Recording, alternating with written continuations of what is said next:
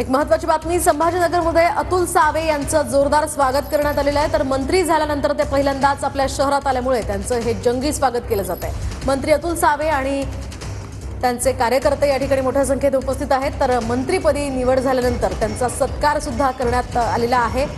एकूणच आपण पाहतो त्यांची तुला सुद्धा यावेळी करण्यात आलेली आहे।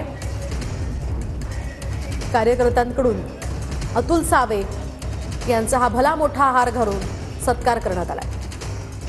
मंत्री अतुल सावे यांनाही तिसऱ्यांदा मंत्रिपदात संधी भेटलेली आहे। तुम्हाला दुग्ध विकास आणि ओबीसी खाते भेटले, कसं बघताय, काय काम करणार जनतेसाठी? ओबीसी, दुग्ध विकास आणि सोलार एनर्जी म्हणजे रिन्युएबल एनर्जी असे 3 डिपार्टमेंटचं काम दिलेलं आहे। ओबीसीचं मागच्या 2.5 वर्षात पण मी त्या डिपार्टमेंटमध्ये काम केलं आहे। नक्कीच ओबीसी समाजाला न्याय देण्याचा मी प्रयत्न करीन आणि दुग्ध विकास आणि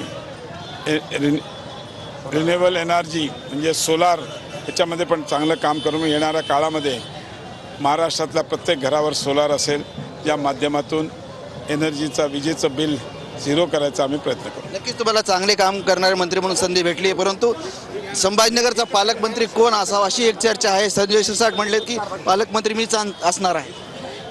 वरिष्ठ आमचे नेते माननीय देवेंद्रजी फडणवीस साहेब, एकनाथ शिंदे साहेब आणि अजितदादा पवार ठरवून ज्याला पालकमंत्री करतील तो पालकमंत्री म्हणून काम करतो।